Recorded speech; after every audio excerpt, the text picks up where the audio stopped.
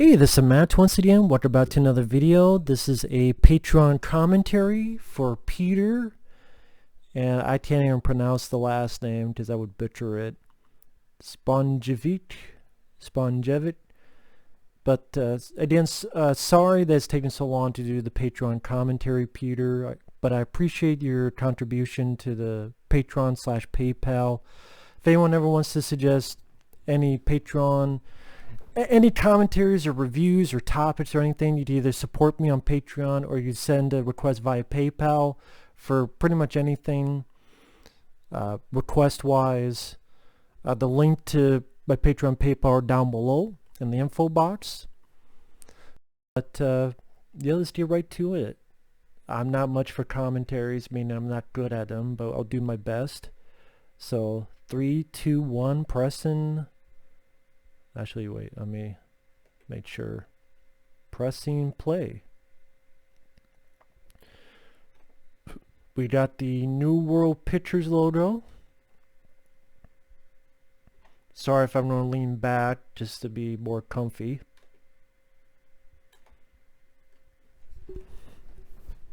But yeah, New World Pictures, Roger Corman's company, which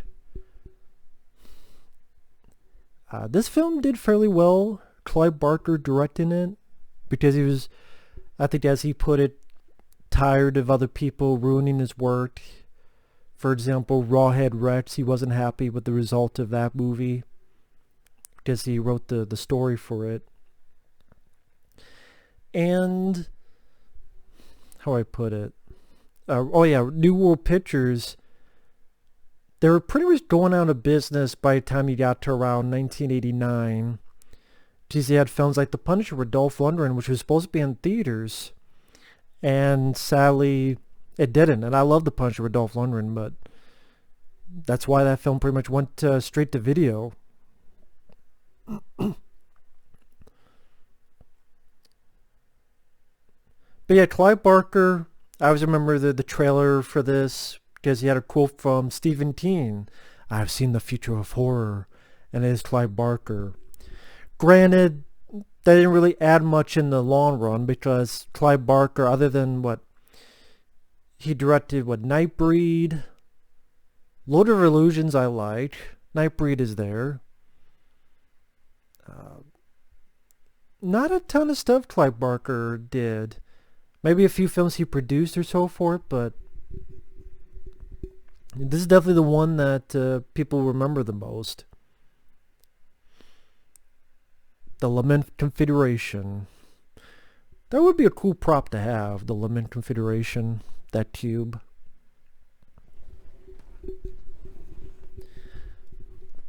Weirdly enough, the first thing that comes to mind when I think of this film is, for some reason, I remember only the third act of this film when I was a kid.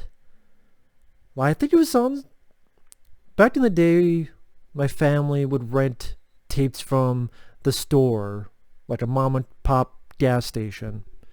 And back then, gas stations would have videotapes to rent. So you grab the one behind and you rent it, and we would tape them because we had 2 VCRs, so you put a blank one in, you tape it, so record and put like 3-4 movies on one VHS tape. And sometimes you'd have movies get cut off. Like Elvira, Mistress of the Dark, I never saw the Las Vegas ending until only like a few years ago. I didn't even know there was the Las Vegas ending. I just thought it ended with her going, "Las Vegas, Las Vegas." So weird stuff would happen. Same with this. Something happened and I only had like the ending to this film, which is when everything's going apeshit in the house and Kirsty is destroying with the "go to hell" and zapping all the Cenobites.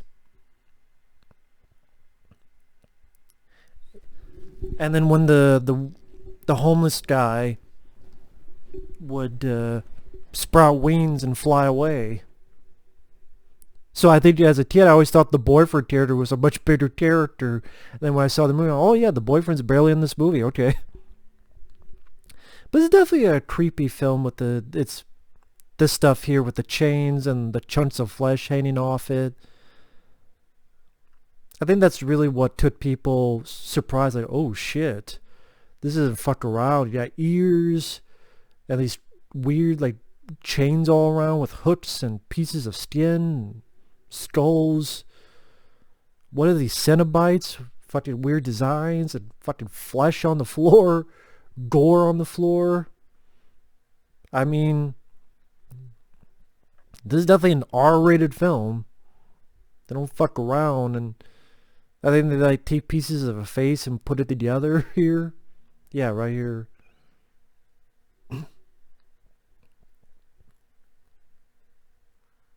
Ah, there you go. That's a piece of face. Put it together like a jigsaw puzzle. Definitely like creepy visual image. Christopher Young's score. Big props to that. Christopher Young's score is really good in these movies. And Christopher Young did a lot of music, but he always be remembered for the score for this. It was done just so well.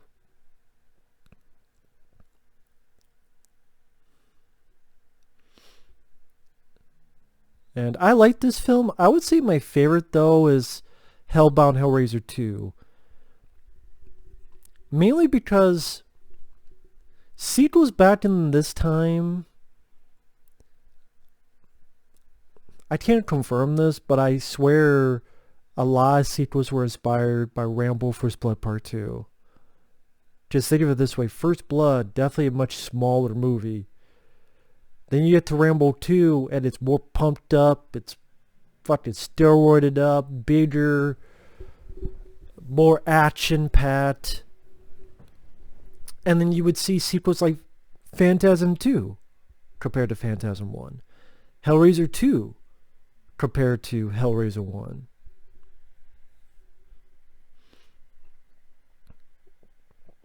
You know, sequels that just seem like, okay, well, let's pump it up a bit. And I love the alternate world we see in Hellbound Hellraiser 2. I mean, granted, Kersey's not in it tremendously more, what do you think of compared to other people's running time and screen time, but yet in a weird way I still felt that was more Kirsty's movie than this, played by Ashley Lawrence. Because a good chunk of this film is the Frank and this lady here. And this guy here, this is how could I forget his name? He was in Dirty Harry. I can't believe I forgot his name. Andrew Robinson. Of course, Andrew Robinson, like I say, he was the bad guy in Dirty Harry. He was in Cobra with Sylvester Stallone. He was in Child's Play 3. He was in one of the Transfer sequels. Did a lot of work in the genre. But yeah, probably most famous for being the bad guy in Dirty Harry. And here he plays a nice guy. He's only evil when his skin has been taken by Frank, the asshole. But I mean, it's definitely Clive Barker. I mean, he directed this. It definitely brings that sort of S&M taboo material to the demons, the Cenobites, and the pleasure of pain, all that stuff. That even throwing little disgusting stuff here, like the maggots and the roaches, and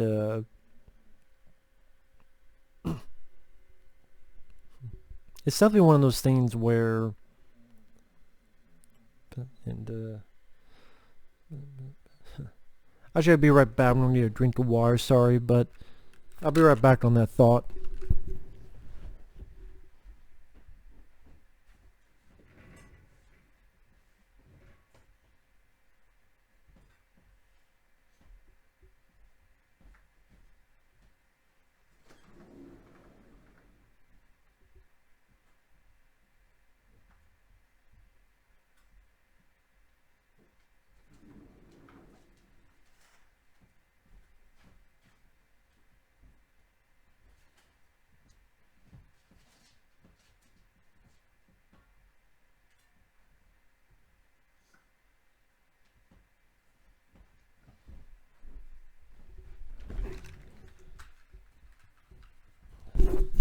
Sorry about that. If you ever can find it online to watch, I'm not sure if the DVD is still available. There is a good documentary on the making of Hellraiser 1 and 2. It's called Leviathan. Nothing to do with the movie Leviathan, but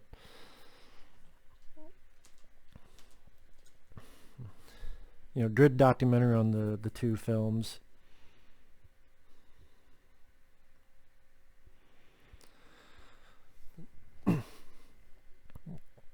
And this is one of those things that it's going to be a bit hard to do this commentary because that's a good documentary. I don't remember a lot of the details because I haven't seen that documentary in so long. So I know, Peter, you want this commentary. I don't know how good it'll be. So I guess I'll do it by ear and just comment what's on screen. Sorry if it'll be boring. I apologize. I think I'm more comfortable with doing reviews than commentaries.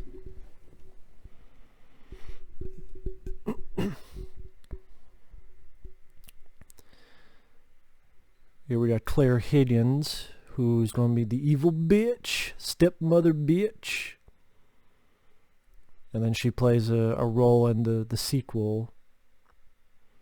At least when she's human form, not skinned. The skinned woman's played by a different person. Probably because it's like, fuck that, I'm not getting that makeup. Fuck that, I'm not getting that makeup shit. You get someone else to do it. And people forget that Doug Bradley and the Cenobites and Pinhead, they're not in this film that much. Really, they're not in the films a lot in the first two. The film they're in a lot is Hellraiser 3, which I do like. A lot of people got mad that they were in it a lot in Hellraiser 3, but to me it made it a bit more different, a bit more unique. It was a nice little change of pace. And the three Hellraiser films, the first three, are the ones I like the most. Hellraiser 4 I'm not big on. It does have its moments, I will admit. And it's a little bit ambitious. I'll give it that. But I can't say I reviewed all the Hellraiser films for those interested. From Hellraiser 1 to Judgment, I believe. But all the Hellraiser films have been reviewed on the channel. I mean, Hellraiser 1 is great. Hellraiser 2 is my favorite. 3 by Anthony Hitchcock's. I got some entertainment out of that. I liked the idea of seeing sort of the good version of Doug Bradley, the actor, get to play a little bit more with that altered personality. And then him as Pinhead, he was having a lot of fun. Yeah, a bit more to do. Granted, the lead girl is definitely no Ashley Lawrence, but Hellraiser 3 was fun. I like the director Anthony Hitchcock. He also did Waxwork 1 and 2, Full Eclipse, and other movies. Hellraiser 4, like I said, is ambitious. The director, there's some messing around going on, thus he took his name off the movie, because the finished product isn't his version of the flick. And yeah, you had Pinhead in space. Fourth film. It took 4 films to go into space. And that's the film that kind of got the joke. Oh, they don't go in space. It's funny, people mention critters in that. I'm like, critters are aliens. They came from out of outer space in the first movie, from a spaceship. But yet people call critters 4. That's the one in space. The first one, they were in space. And the first time the critters are in space, in a space prison. And they come down in a spaceship. It's like people who say that, they don't know what the fuck critters are. I guess they never saw the first movie. Or the second movie. Or even the third movie. But more so the first 2 movies. It's just, critters are aliens. Wow, aliens came from space? Whoa, shit. Anyway, here we get Claire Higgins remembering that she's a slut, the character that is, and fucked the brother.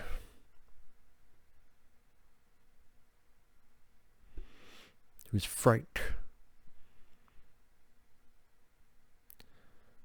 Which, is this guy dubbed? I think this guy is dubbed. This version of Frank. I could be wrong, but if he's not dubbed, he seems like he's dubbed. I guess because I don't think he played the skinned Frank, and they wanted the same, the voice to be consistent.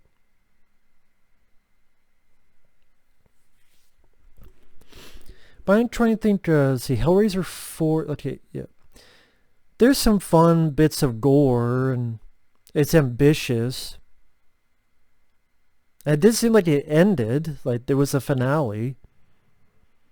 Hellraiser 5,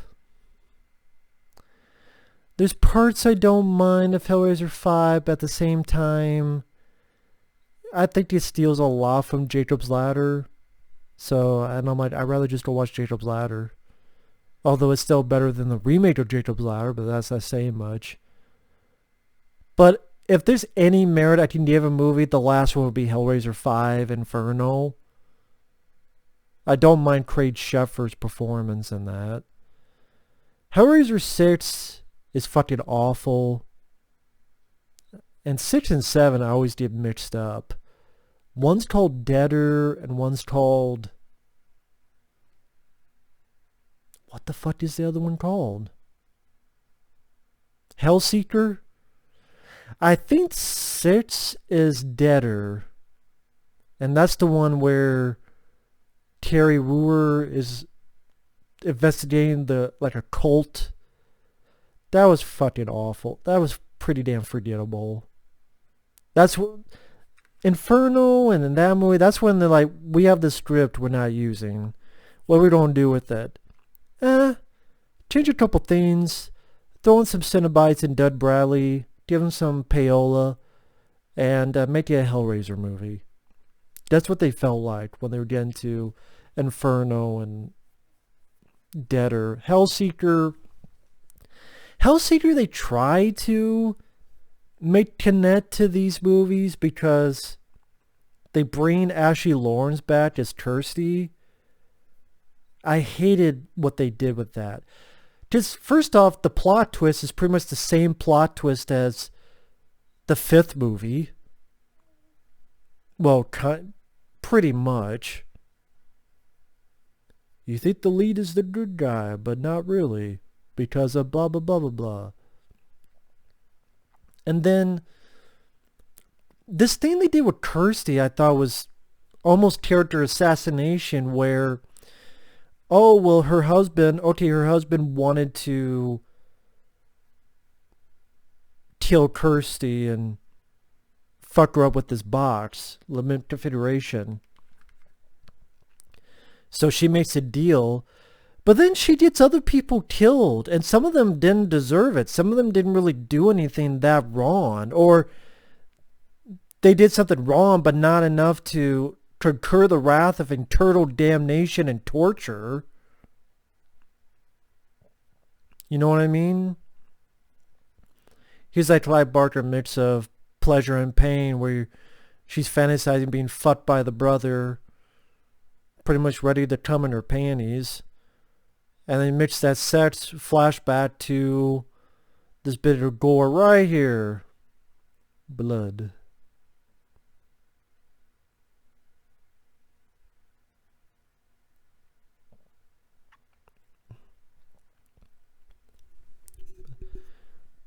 Like she's ready to have an orgasm because of that.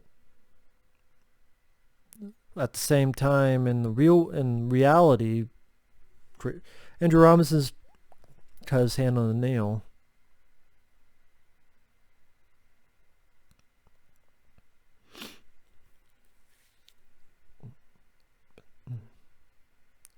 Although I don't get why the character would go up to her and put his hand out like a little kid. Okay, that's why. You know me in blood. He was going to faint. I was going to say, why didn't he just go to the bathroom himself? But that's why. Oh, okay, so at least they do explain it. So Clive Barker, good job on that. I was going to say, why didn't he just go to the bathroom himself? But there you go, a little bit of a character thing. He's just...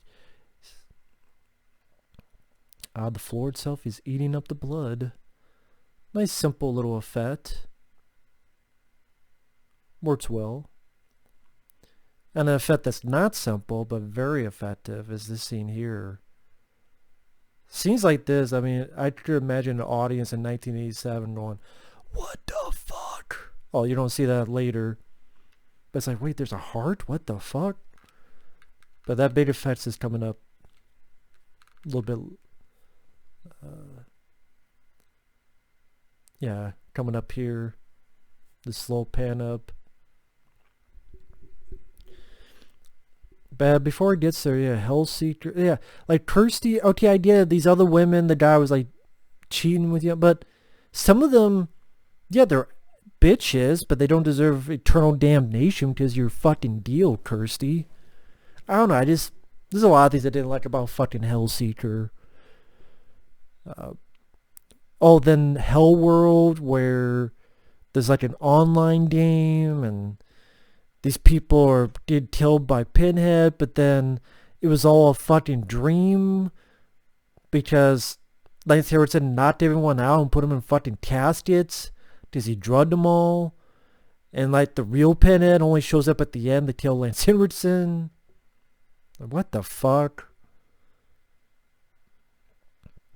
And then you had like Revelations. Nope, no Doug Bradley, and this movie costs like $5. Here you go, like this is fucking crazy, man. I just imagine people in 1987 going, what the shit? But this is back in the heyday, in the 80s. You had John Carpenter's The Thing, The Blob from 1988. Year after this. I mean, stuff like this.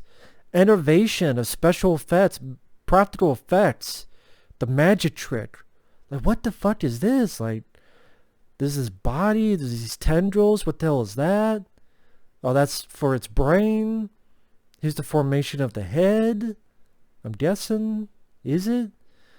Right now it's just like a weird crab thing, and what the fuck is going on here? Fucking crazy, man. These rats ain't having it. They're like, get me the hell out of this shit. And then like the brain is forming. Goopy KY jelly everywhere. We're having a party. Oh, the KY jelly. Almost as much as a Ron Jeremy birthday party. Holy shit. And the hand forming. The rib cage and the guts and skin. Fucking insane, man. Phew. Damn. And then, okay, what else did you have? That's a great fucking special effect. That's the thing. These have some really nice makeup effects. And this boyfriend, it's weird. Like, I always wonder if they were going to do more with this boyfriend because I don't know if did the actor piss someone off or something? Well, I mean, I guess they wrote the character that minimal before they were working on it. But not even in the sequel. You would think, okay, maybe he'll have more to do in the sequel, but no, nothing in the sequel.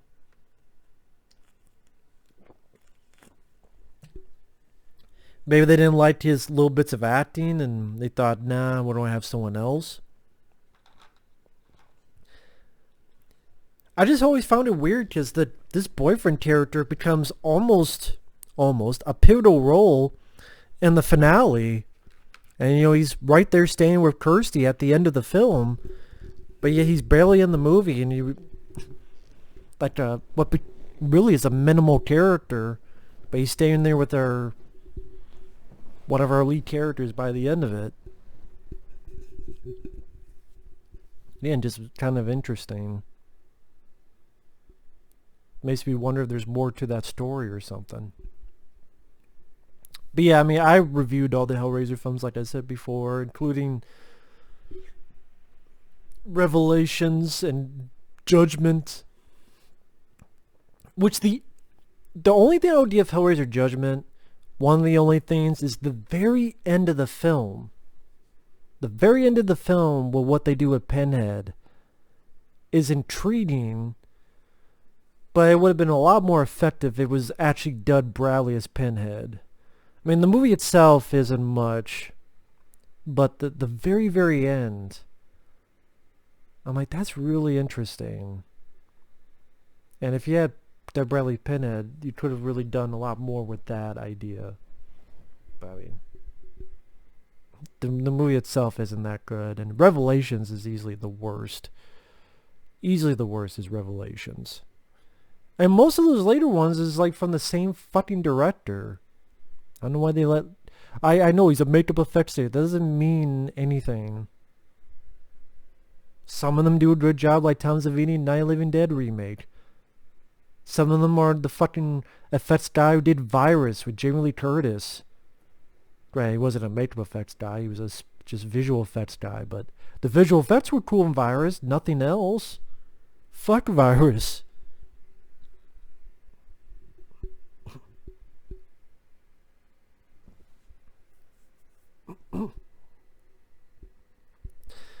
But yeah, Christopher Young's score is so good in this movie. So good in it.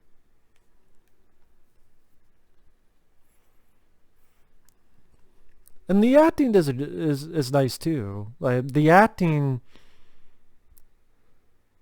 like Claire Higgins, Ashley Lawrence, Andrew Robinson, they all do a good job.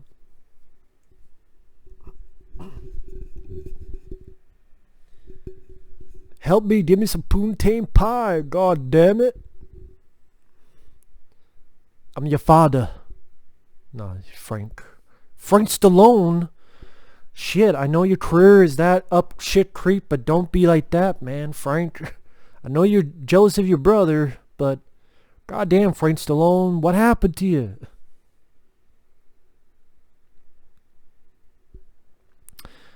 Now, granted, why his blood on the floor brought him back, the world will never know.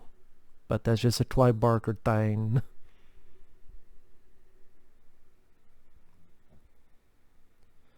He looks like a kind of a fucked up George Burns, as that, for all you know, George Burns.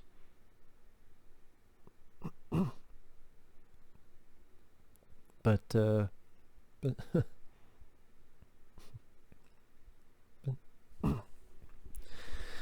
and sadly, Ashley Lawrence didn't go on to do a tremendous lot of stuff, sad to say. I mean, the most well-known movies are when she was in these. And I'm not sure why. I'm not sure if it's just she didn't get the roles, or maybe that's just her own decision. I don't know. But Ashley Lawrence did a good job in these first two movies.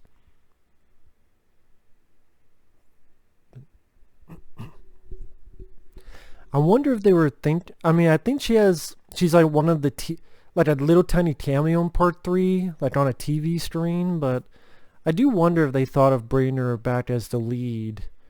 Like she's the one who became a reporter or whatever. I think that would have worked even better. Like I liked Hellraiser 3, but I think if the lead girl was Ashley Lawrence and like this is her job now, the scenes between her and the good Dud Bradley, I think would have been even more stronger and powerful is a strong word, but would have been even more to that because of the history that the characters have had now. See, now I'm visualizing like Ashley Lawrence and the good Dud Bradley.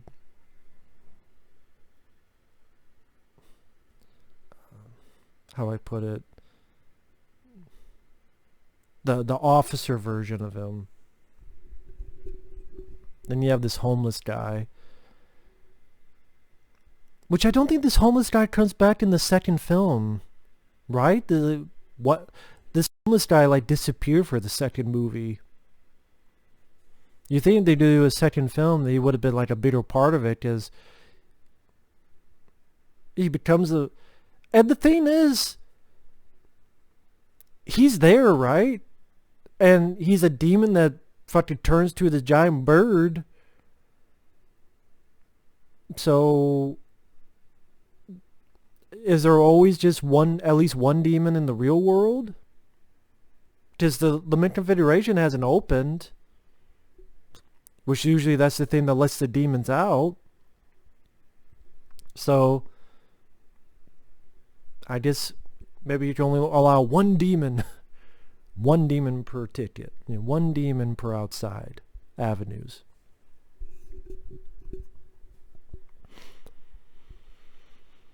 I think I have to wonder though if I do think this is a good film. I have to wonder if there were some people who were disappointed with this because you looked at the cover and the poster, you have Pinhead. I wonder if people by 1987, I wonder if people were expecting a slasher film in the vein of a Freddy or Jason, and this is definitely not that. And Pinhead is not in the film that much. I mean, you could count on one hand how many times he appears. He appeared once near the beginning of the film. He'll appear when at Kirsty, that big scene there. And then pretty much the finale. But Clive Barker definitely did some nice directing visual flares. Like this scene here with all the feathers and the candles, slow camera pan back. Definitely a dreamlike, surreal feel to it. And then that's a nice little touch, like the blood just seeping through this covered body. Just brings a little bit creepy vibe to it. And also back then, the actual film stock, just had a certain tangible quality to it that the clear-cut HD that they do now of digital when they make a movie, just something gets lost with that. Wait a minute, so did he have the dream of that too, the boyfriend? Or did just Kirsty? I mean, Kirsty's having a nightmare probably for that, but what about the boyfriend? What the hell was he dreaming about?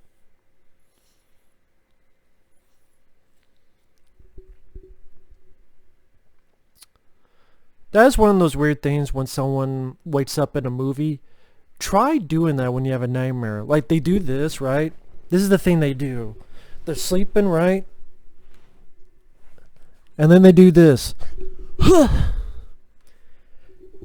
If you ever have a nightmare, do you ever get up like this? No, usually you're sleeping and you're like,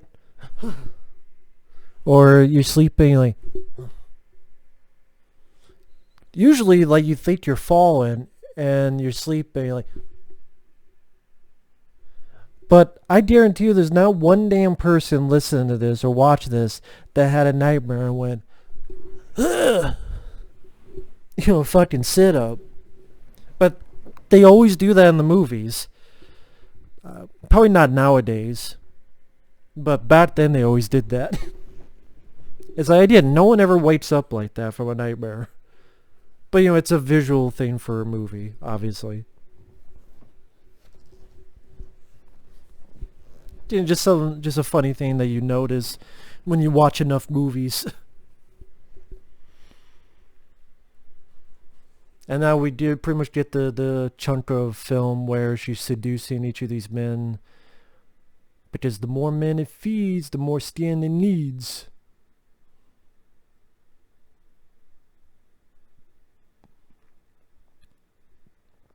Which, I mean, I will be honest, this is probably my least interesting bit in the movie. I mean, it's not bad and it's essential because the guy's regaining his skin. And this also draws Claire Higgins to being part of the villain. Because she is taking these people to their deaths. These guys didn't do anything wrong other than being horny. But that's not enough to have their fucking life force drained. We all get a little horny sometimes. Wait, isn't that we all go a little crazy sometimes? Yeah, I know, but different strokes, different folks. Would you like a drink? Yes. Open your legs. No, not lemonade. Something else. Sweeter. Sweeter the juice.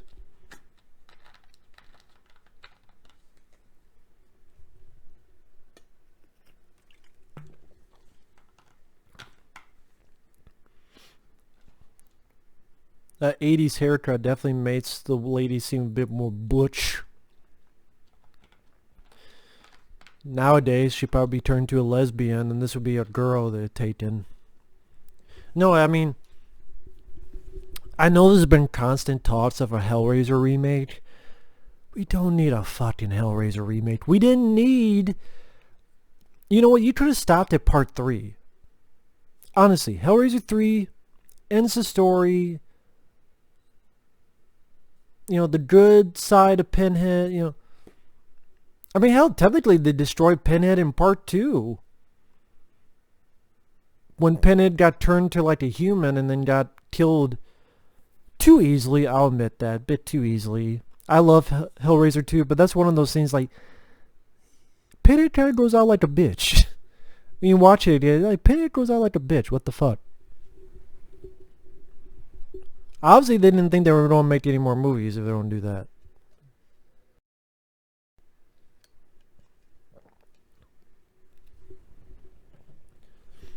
But that's why I'm like, I'm fine with Hellraiser 3, where, okay, Pinhead went out like a bitch, and then Hellraiser 2, he went out like a bitch. Hellraiser 3, he's like, fuck it, I'm going to kill everybody.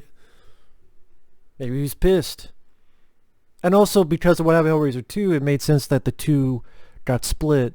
So now this is Pinhead and all of his pissed off monster ideals, because none of that teeny bit of humanity is with him anymore. Because that's the officer, the good side. And there's the teeniest bit of that in a Hellraiser and these two. He was still a villain, but the teeniest bit where he'd be willing to make a deal. In Hellraiser 3, he's just a total evil, and he's like, fuck everybody, I'm going to kill you all. I'm decimate the entire damn club. Let the bodies hit the floor. Cue the song. And this guy got the tidy whities. But clean.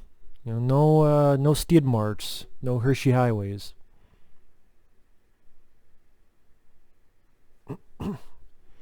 Why the hell though would you want to be in this dusty ass, dirty ass room? You're a businessman. You can't afford a fucking motel? This dusty ass, dirty ass room? Now you want to take a piss?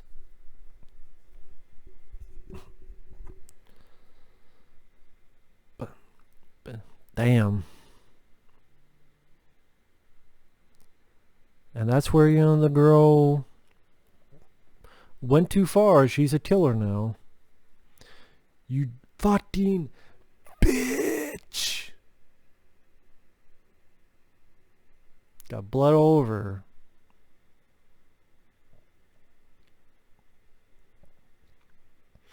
All because she's horny for Frank.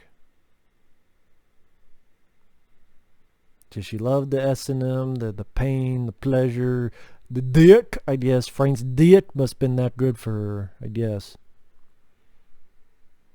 But that creature in that form kind of reminds me of the one creature in Poltergeist 2. After Craig T. Nelson spits the titular worm out of his body and it starts crawling around. I think that was what, 80s, was that 86? Poltergeist 2? I think it was. Which I like Poltergeist 2. Poltergeist 3 not so much. Poltergeist 3 fucking sucks. But now, you know, not as much as the remake. But yeah, I was talking about the remake of Hellraiser. We don't need a remake of Hellraiser. We only need like 3 Hellraiser films.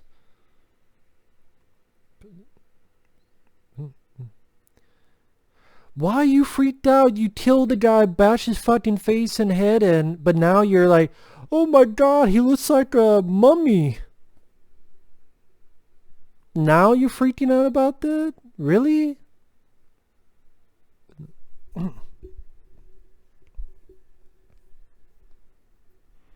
Did really nice makeup effects. And it's a really crazy idea. Clive Barker has a lot of strange, fucked up ideas, man. And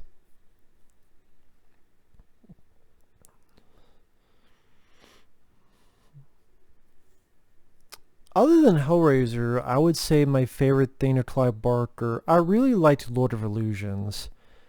And I would actually one day like to get that Blu-ray.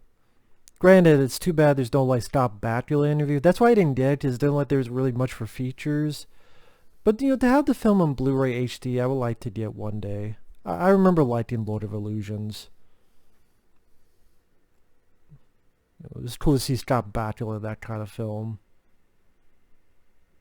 But again, maybe one day. In fact, I want to write it down just so I don't forget to look it up after this. Put on my Amazon wish list, and then I can go back and check to see if the price ever goes down, because I'm a cheapskate.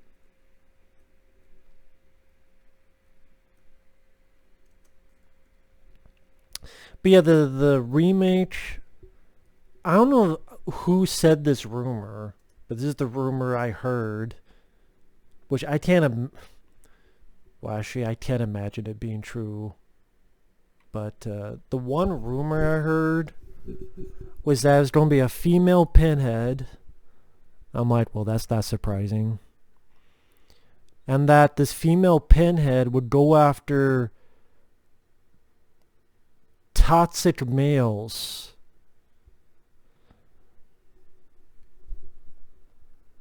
The way the world is nowadays, I can see it. I really can see that happening. I'm not saying it's gonna happen, but I can see that happening. Oh my god. If not that plot, I can at least see a female Pinhead being done. It's like, whatever, man. Make your own fucking movie. Stop sucking off these goddamn franchises that are past their expiration date. I've liked many of these franchises, but there's an expiration date for everything. There's an expiration date for this.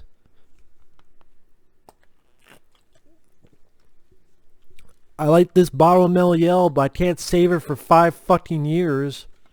There's an expiration date on it. Fucking hell. We don't need any more Halloween films. We don't need more fucking Nightmare on Elm Street films.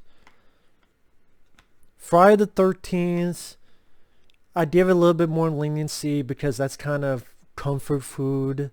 Easy going comfort food.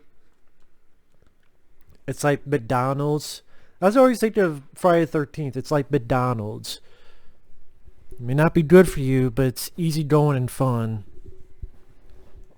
And like the only Friday the 13th film I disliked was Part 8, Jason Takes Man. I liked pretty much every other one. Some more than others, but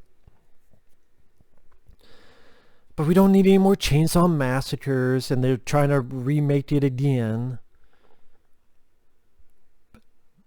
One weird idea I remember hearing was that they were going to combine like Halloween and Hellraiser at one point. Probably around the time Freddy vs. Jason got made. And that apparently like Clive Barker was going to write it and John Carpenter was going to direct it. That sounds like bullshit, but because I don't see maybe John Carpenter would do to work with Clive Barker and vice versa, but just, I mean, you can write just an original script, Clive Barker, and have John Carpenter direct it. Doesn't have to be a fucking Michael Myers Pinhead movie. Although if they did that, I would see that movie. I don't know what the fuck the story would be. Here's this guy that's just eating buds left and right. Give it back!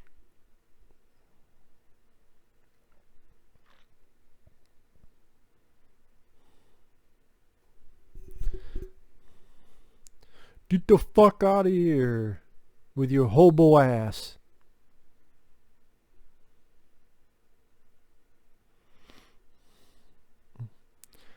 What's that? You don't eat the munty too? Wash your ass. Here's the boyfriend that does nothing. I wonder if this boyfriend guy is dubbed too.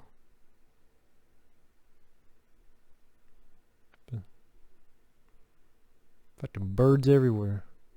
Well, I mean, it's a fucking pet shop. What do you expect? Here we have another guy.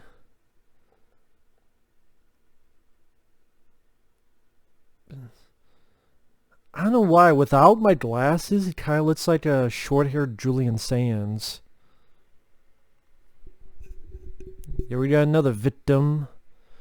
Just another victim, kid. Just another victim. This time he had blue tidy whities. Baby blue tidy whities.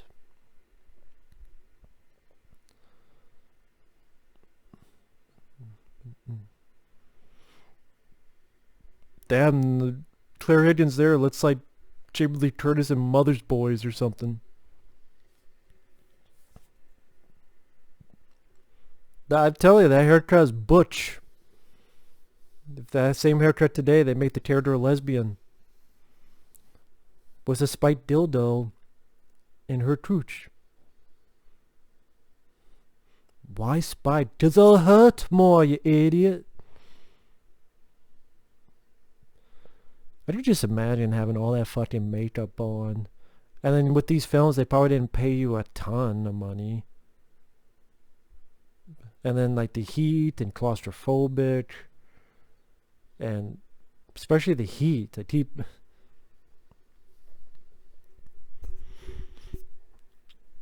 Because granted, it was nowhere near that. I remember one time, and this is a tangent. It was around Halloween, and they had these suits, and I'm like, you know what? For a couple days, and you get paid couple hundred, you know. For a couple days, you get paid a good chunk of money. Okay, I'll do it. Some free money, and you just stand around. Okay. Well, what happened was they have to shoot. You're wearing this stuff. And passersby are supposed to shoot you with paintballs. And the first night, they completely fucked up. So the paintballs would hit you, and it felt like someone did this as hard as they could. To the point that after that night, I had bruises all up and down. The pads did nothing. And, but also what was tough was the heat. Just the fucking heat. Even though it was cold out, you have all that stuff on you, and you get dehydrated really quickly. And then that first night, I said, fuck this, I didn't go back. I'm like, this ain't worth the shit. I mean, for a movie, it'd be worth it, because it's a movie, and I'm a sucker for movies.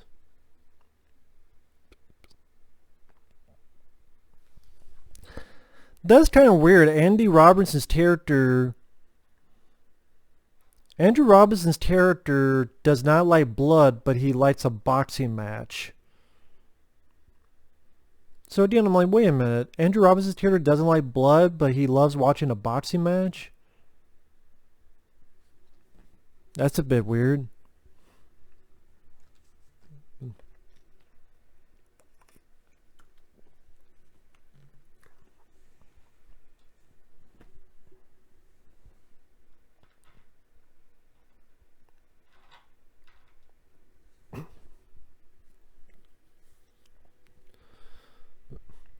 What the hell was Frank freaking out about anyway? What the fuck was he freaking out about? The rat bite one of his fucking skin tags, whatever the hell you want to call it.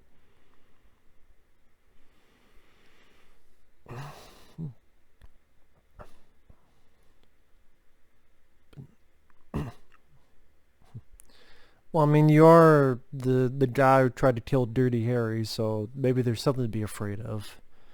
I keep wanting to call him Craig Robinson, but it's Andrew Robinson. Craig Robinson is a completely different guy.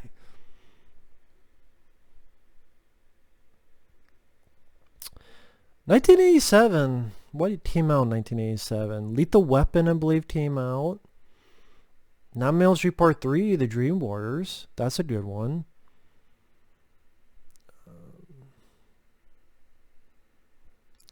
Can't believe going to I'm growing a blank slate with what films came out in 1987. I could look it up real quick. Why not?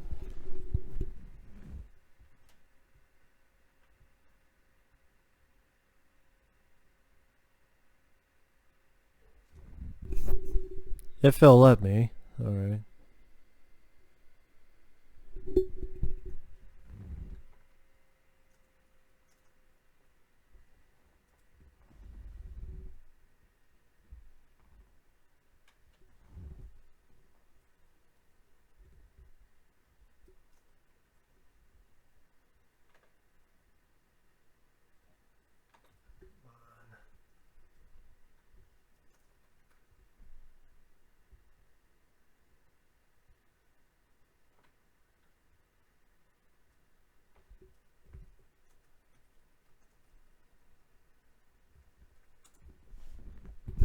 Sorry, folks.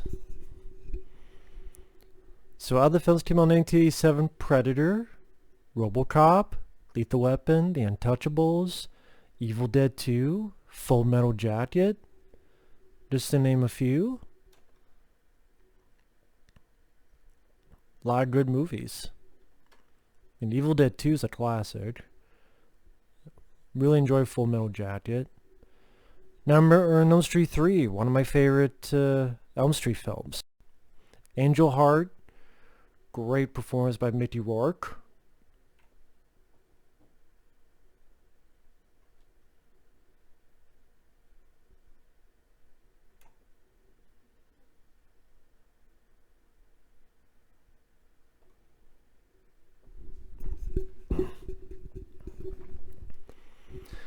The Believers. That's a film no one really talks about, but that's pretty good. With Martin Sheen.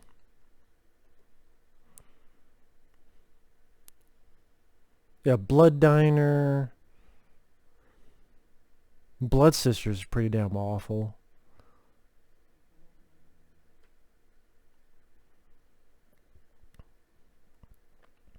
You got Dolls, Evil Dead 2, The Gate, The Hidden, The Lost Boys, The Monster Squad, Predator, Prince of Darkness. Yeah, a lot of good horror films this year. I know one time I was trying to go through like every 80s horror film, but man, it was such a monumental task. Plus I had other stuff going on as well, other stuff come up. It was just, I couldn't do it, man. But Stage Fright I reviewed in 1987. I liked that film. Street Trash is good. Stepfather. Terrell Quinn. Video Dead sucked. Witches of Eastwick was okay. Stepfather, yeah, didn't mind it.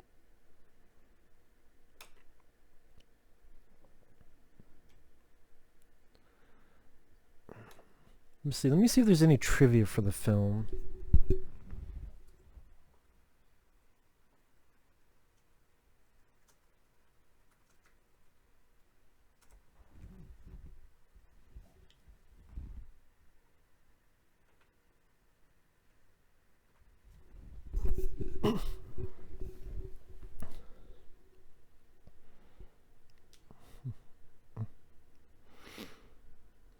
Let's see.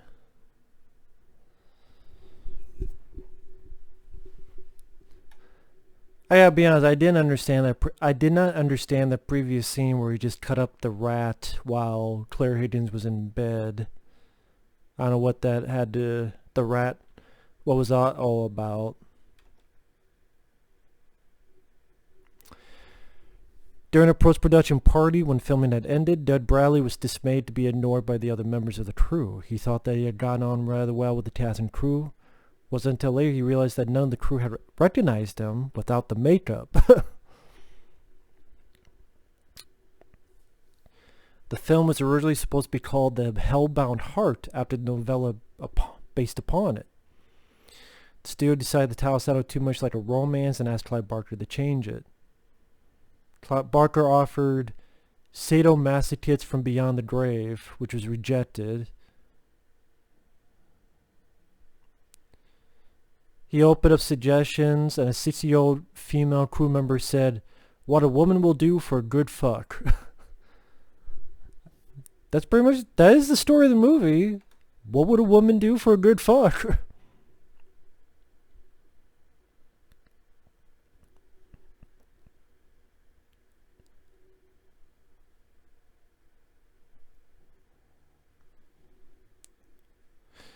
Let's see.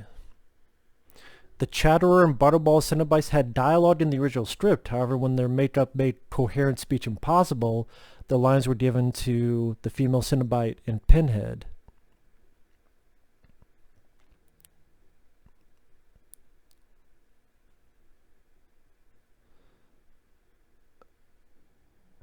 Let's see.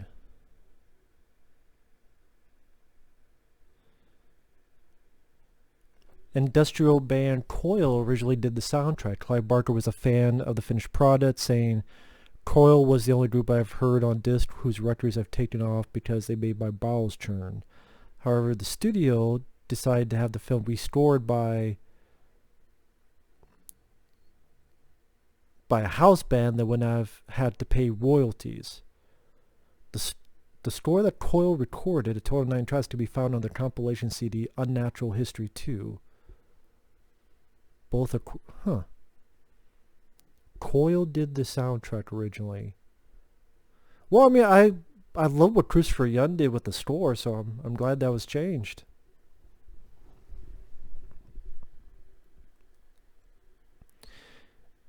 Originally, the line in the script was "fuck you," but Andrew Robinson convinced Clive Barker to replace it with "Jesus wept." That was a good choice by Andrew Robinson.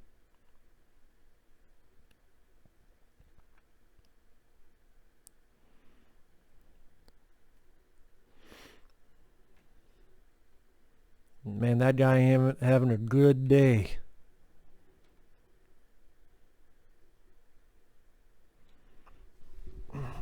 That guy ain't having a good day.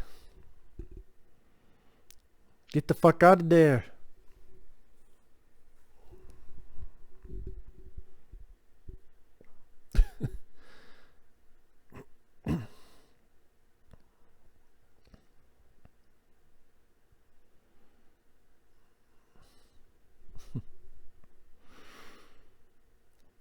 Ashley Lawrence does a good job in this. She's in that lead with Heather Langenkamp and Amy Steele and Lisa Wilcox and, you know, all these ladies in the 80s that worked in horror, Friday the 13th, Nightmare on Elm Street, that were likable, were strong, were capable.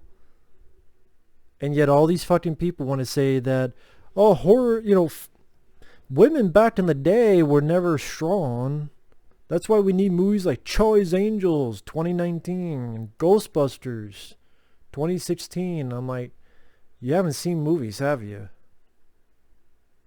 You haven't seen a lot of fucking movies then. Go watch movies like Hellraiser.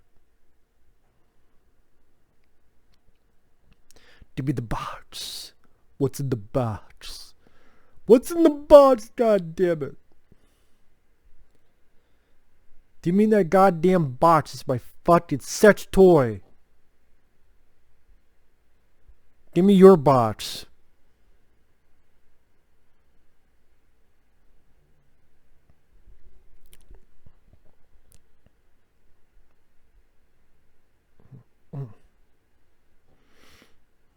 They run.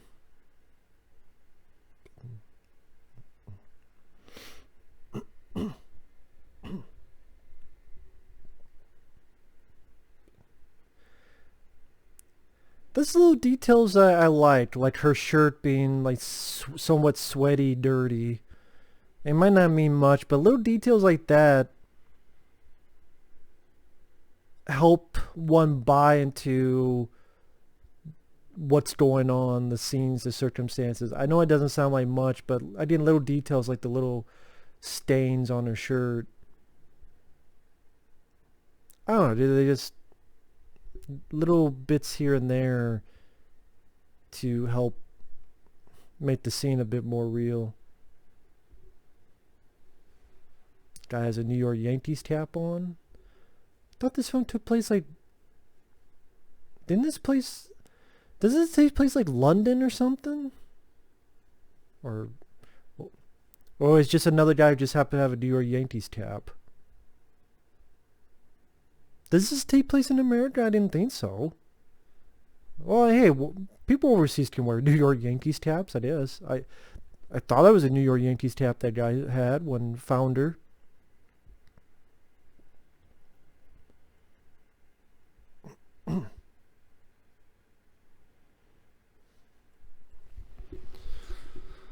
Let's see, look at this.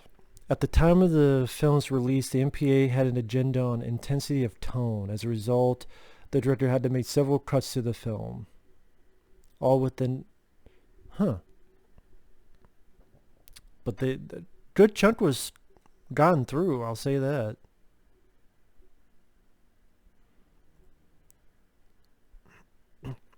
The studio had planned on casting stuntmen as Cenobites to save production costs, but the director, Clive Barker, said he wanted actors. Their body language would convey a personality. Well, he was right about that.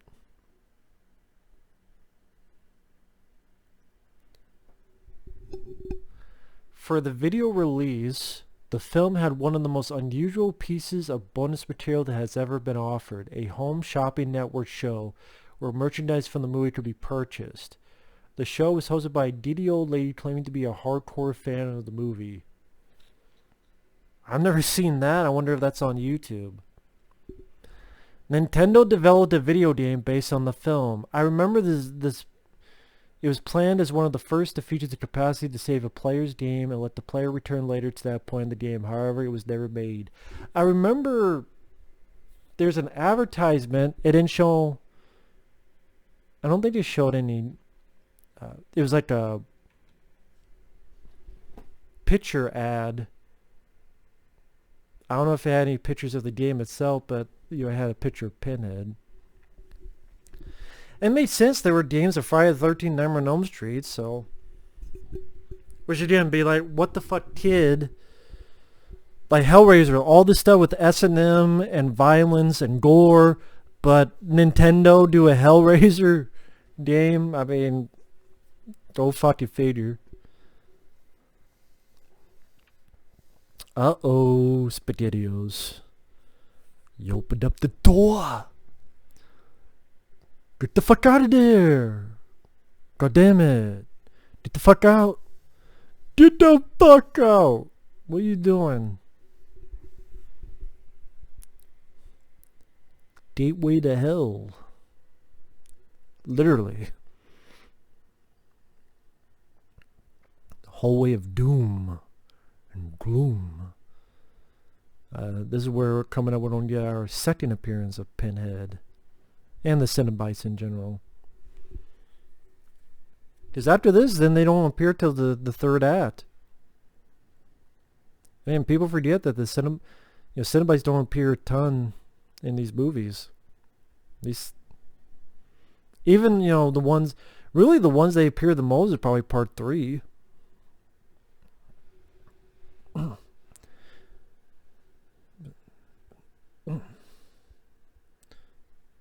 Says here the budget of the movie was $1 million. Really? They got a lot out of it if that's the case. A lot of people make fun of this monster, but I actually don't mind the look of this monster. And this is my favorite piece of music. Definitely my favorite piece of music from the score. Dun, dun, dun, dun, dun, dun, dun, dun, dun, dun. I like the design of this monster too.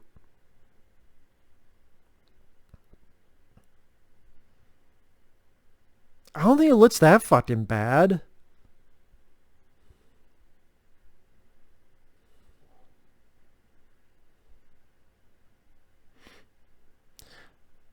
But funny enough, they didn't bring this back in any fucking Hellraiser movie. Not even the second movie, so they must have hated it that fucking much. It's always weird when they bring something up in a movie and then they completely dismiss it in the sequels. Like Critters. Think about the first Critters movie, they become giant. Hell, that's the fucking poster of the movie Critters. You know, the big giant ones. Never brought back in any fucking Critters films, including the bullshit A New Binge and fucking probably, I didn't see it, that all attack one, where the hell. That's a nice visual look, how they make everything black for a second. Almost like a black light.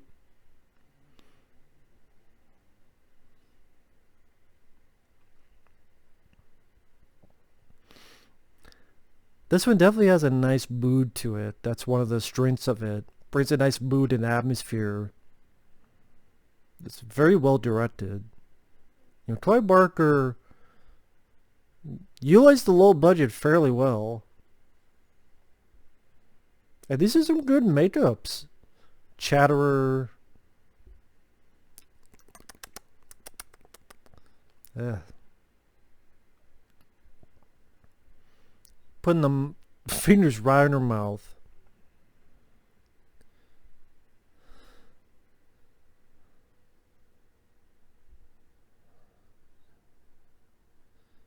You opened it.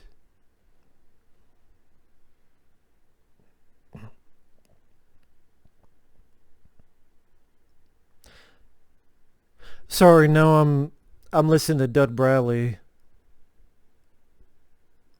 He did such a good job with the limited stuff he had.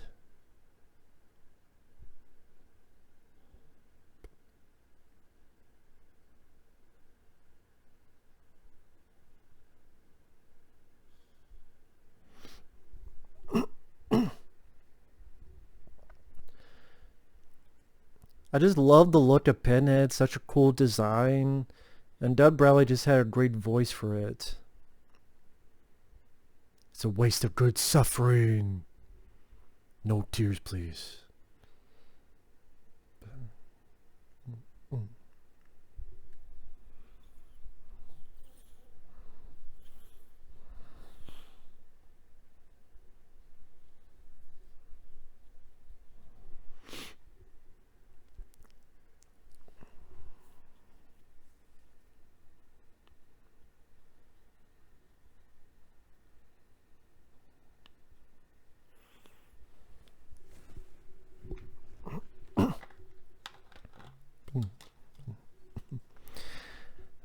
And that's making the deal.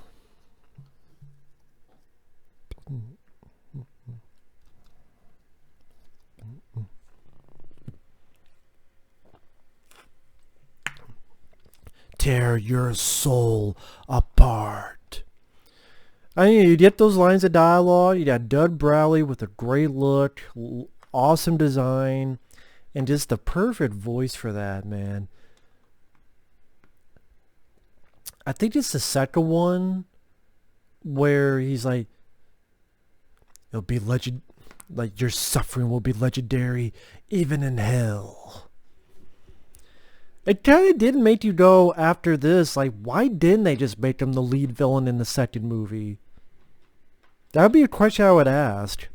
Like, you see how great Doug Bradley is in his presence. Why did you not just make him the lead villain in the second movie? And again, Hellbound Hellraiser 2 is my favorite because I love seeing the other world. I love that Kirsty is a protector, is protecting this, for the most part, mute teenage girl.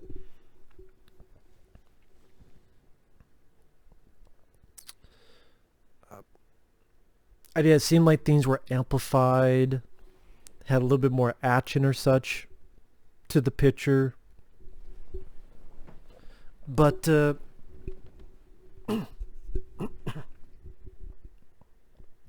get the first inclination there that something's up with the hands. And Frank has done the deed. He's thou and his brother Stien.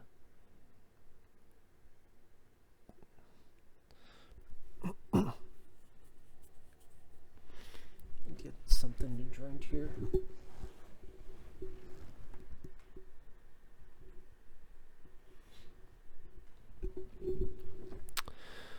Well, that 60-year-old lady was right. What does a woman do for a good fuck? I mean, go find a fucking Craigslist ad. Well, they didn't have Craigslist, and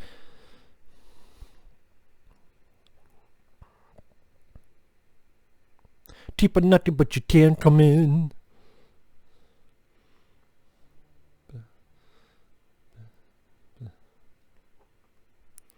Your dad's dead, baby. Your dad's dead. Your father is fucked up beyond all recognition. He is the definition of foobar now. He's dead as a fucking doornail. What does this, I mean, that expression I always wonder, like, doornails are dead, but it's an expression. Dead as a fucking doornail. Doornails aren't alive, so how are they dead? Well, just shut up.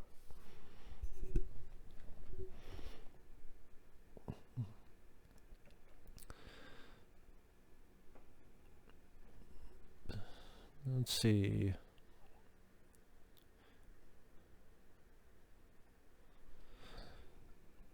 The term Cenobite is a word meaning a member of a communal religious order.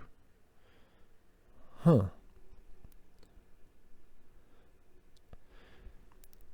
In his commentary, Clive Barker explained that filming the movie in an actual house forced him to be creative in his cinematography. There is often only room for a single camera, and this explains why many of the shots are from only one angle. In particular, vertical movement was often the only movement available to the camera operators, which explains many of the overhead and zoom shots. Only one room in the house, the attic, was shot on a soundstage, but only effect shots used this attic set.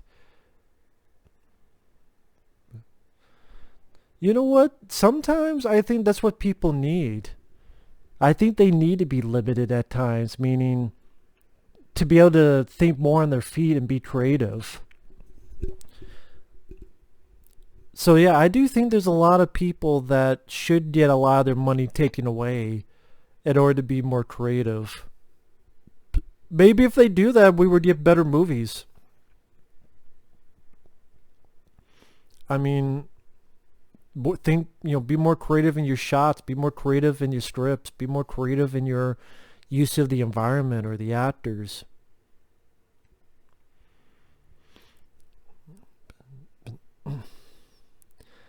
Kirsty, don't you notice all the blood around his head? Don't you think that's a bit weird?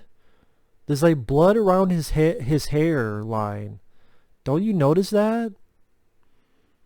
There's like all around here, there's like fucking blood. You don't think that's a bit weird? What do you think he was, having a fucking party?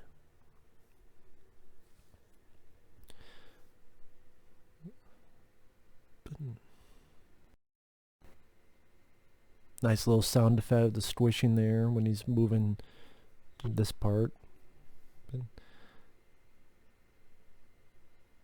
And that's her dad. She doesn't know it yet, but that's her dad.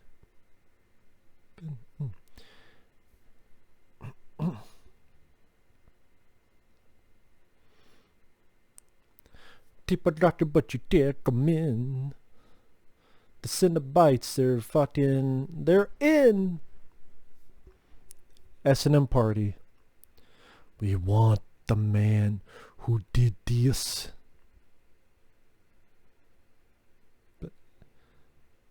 Because she thinks it's her dad.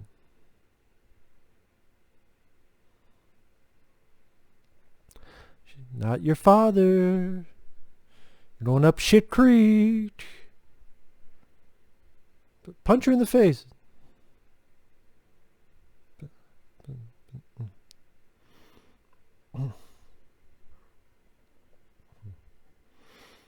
Let's see, let me look real quick on that.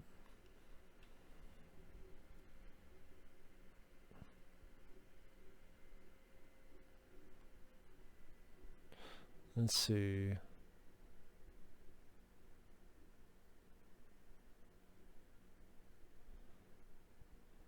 Clive Barker drew inspiration for the Cenobite designs from punk fashion, Catholicism, and by the visits he took to the S&M clubs in New York and Amsterdam. For Pinhead specifically, Clive Barker drew inspiration from African sculptures. He intended Pinhead to have a navel piercing, implying that the character had genital piercings. Well, that's Clive Barker for you.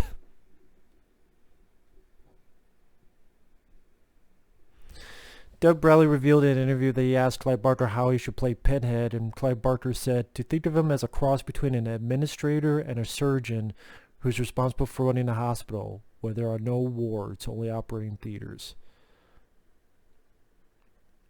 He's the man who has to keep the timetable going.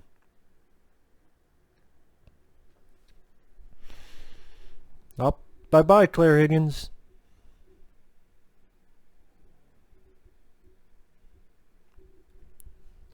Character actor Lance Henriksen was offered the role of Fright by New World Pictures, but he turned it down, fearing that if successful, he would have to appear in a series of sequels, which he wasn't keen on. Then he would later be in Hellraiser Hellworld.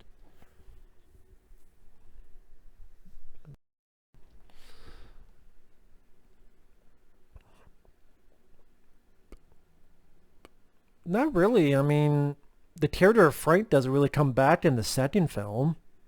I mean, a teeny bit, but I think that's the last film Frank was in.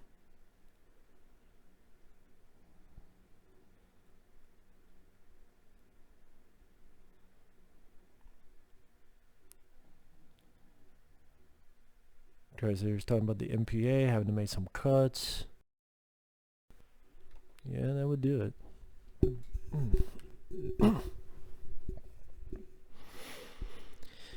But man, they don't make like this anymore, where,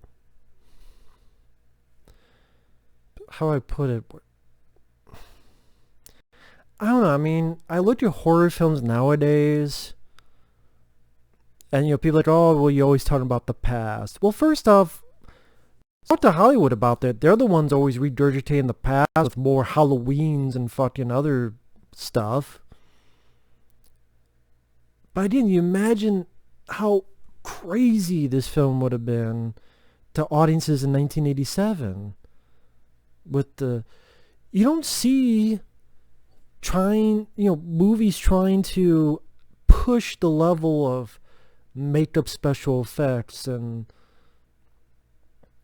at the same time it does tell a story. It does have likable characters like Kirsty, Ashley Lawrence, has a decent ending. Not just a downbeat, everyone's fucked ending. It's not 2 hours and 27 minutes like Midsommar, boring, stupid, dumb, bullshit, idiotic ass. Sorry, I had to throw that in there for the people who got pissed at me for not liking Midsommar. That overrated trash. If you like the film, that's cool, but to the people who got pissed and throwing insults at me, fuck Midsommar. Movie like this tastes of shit on Midsommar. Or Hereditary. Or most of these fucking movies nowadays. Horror movies, I should say. I mean, I have like a favorite list of 2020. Not one of them is a fucking horror movie. Unless you want to call VFW a horror movie. I call it more of an action movie. With a song piece in 13 tones. Which I reviewed VFW on the channel. Same with the other stuff. But last year, maybe Crawl I enjoyed. I like the Child's Play remake. I know it's a remake, but I liked it. So yeah, even with, I mean, there are exceptions to the rule like everything. For many things, there are always exceptions to the rule.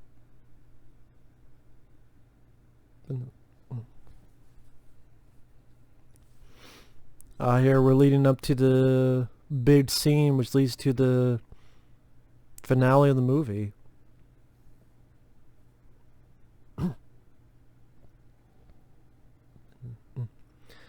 Yeah, that's...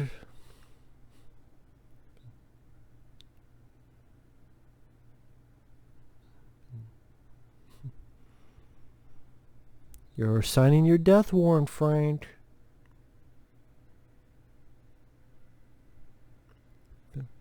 Now you fucked up.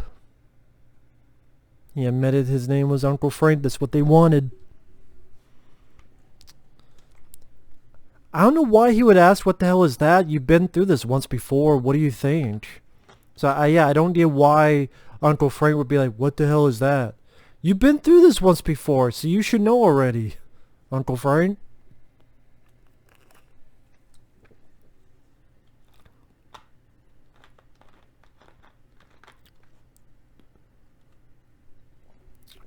That creepy... God, that's so excited. Spit. Creepy imagery. I got so disgusted. I spit. Chatters like, back off, motherfucker. I'm gonna bite your fucking nose off. God, such weird... I guarantee you there must be countless Clive Barker stories that people probably want to adapt and tell.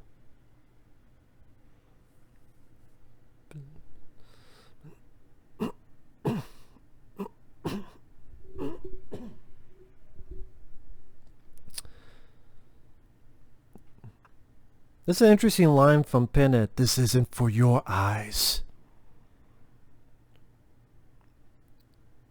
And in a way does, save her. But then immediately they want to kill her after this too. Now that I think about it, that's strange. It's not for your eyes.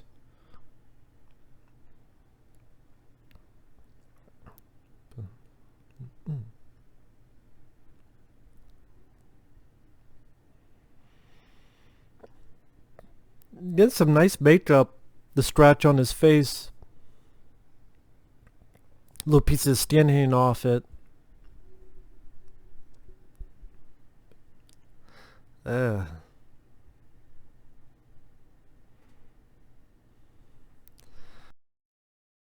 Shit.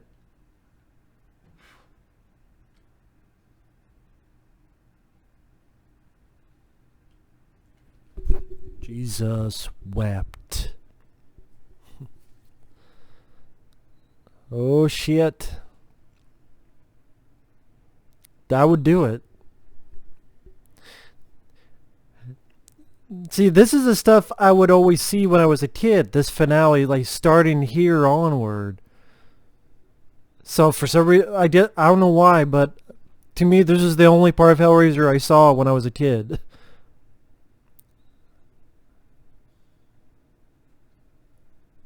So the entire movie I thought was, these Cenobites hunting this girl at a fucking house.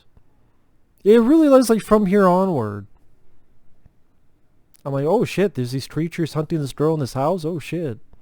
And as a kid, I'm like, who the fuck is this girl on the bed? That's creepy. They fucked her day up too. Or at least fucked her dead body up. Now they made a deal not to kill her. Now why do they want to kill her? Well, they're demons. We have such sights to show you. Two-timing bitches. So, yeah, they... That's a fun reaction. Oh, shit. See, that's a real reaction. And that's a badass right there. Go to hell or go fuck yourself. Turn to fucking Twilight. Yeah, have the power of Grayskull up your ass, man. And fucks all these guys, all these Cenobites up. That's pretty badass. So wait a minute, if they're willing to fuck over deals, they could have fucked over Kirsty and Hellraiser Hellseeker or whatever, since they don't give a shit about deals. She fulfilled the part of the deal, but they're ready to kill her with this. Here's the boyfriend, yeah, and he seemed... When I saw this as a kid, I'm like, oh, the boyfriend's probably a bigger part of the movie. When I finally saw all the way through, nope. Most of it is... I don't know why Chatterer has this like wedding dress on. I guess just for this visual... It's a nice visual look. I just don't see why he would put it on in the first place, but... Like, you can't see me. What are you, John Cena? Goodbye, Chatterer. Till the sequel. Butterball.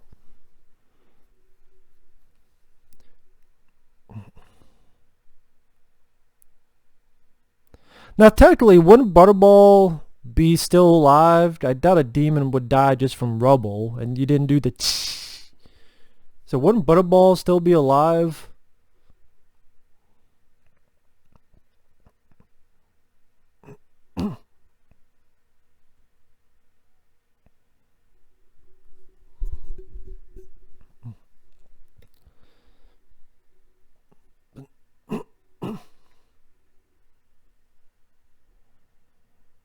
I don't mind the effect of this creature. So many people make fun of it, but I don't mind it.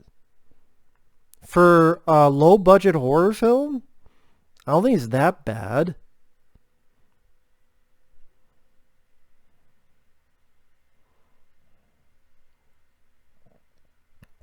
Obviously, they hated it so much they didn't want to bring it back for any other ones. But you know, with a bigger budget, you could put some finesse on it if you want.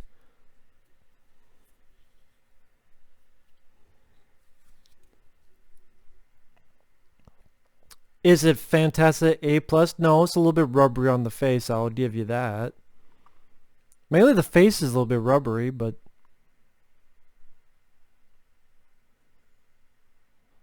Yeah, I like the design of it. I love the music that plays whenever it's around.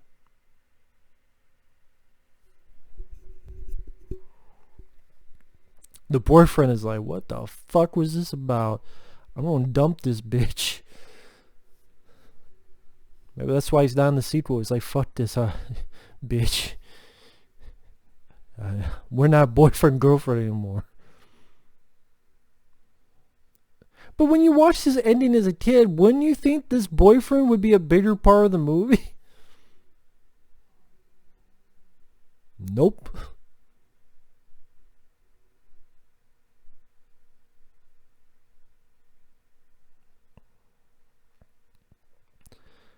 It can't rain all the time. Is that one? Oh, it's a shadow. It looked like a big smudge on Ashley Lawrence's face. But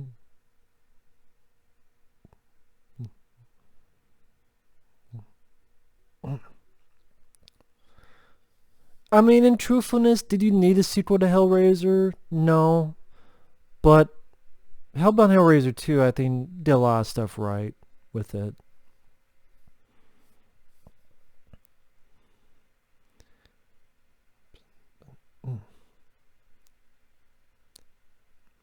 I'm trying to, like, where is this place with all this fire at? That's not the house, right? I mean, the house burned to the ground already in 5 minutes. It didn't explode, so why are there just piles of fire around? Or is this like a homeless place where they're just random... Like, this is just... Where around is it just random bits of fire everywhere? Is that how it's like normally? Did I worry about the entire fucking area being on fire? I could just imagine out here I just walk down the street, just bits of fucking fire everywhere. And where the fuck did this guy go in the sequels? Where the fuck happened to this guy? Turned to fucking creature from the end of Golden Child. My sweet brother Numpsy. That's my sweet brother Numpsy. I just see you busy right now. Come back another time. Yeah, where the hell did that thing go? I like that visual look. Old school. Well, he came back and took this fucking thing here, I guess. For someone else to become the unwilling victim. Or willing victim of the lament configuration. With pleasure, sir.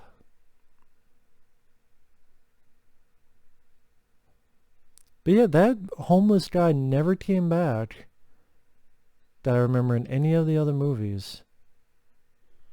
At least I don't remember him coming back. And that's Hellraiser.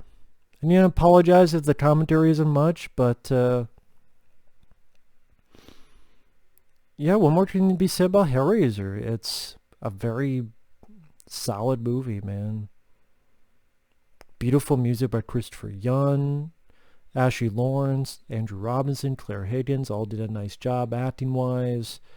It definitely brings a sense of mood and creep factor. Solid.